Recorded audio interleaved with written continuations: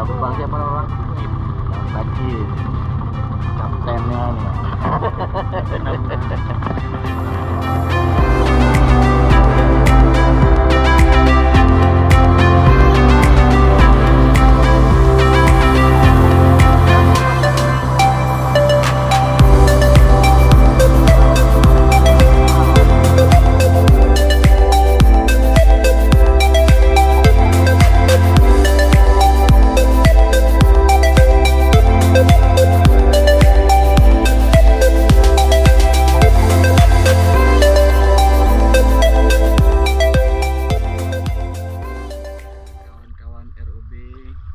Sudah sampai di Pulau Tuan untuk melepaskan penat dan beban di otak selama rutinitas.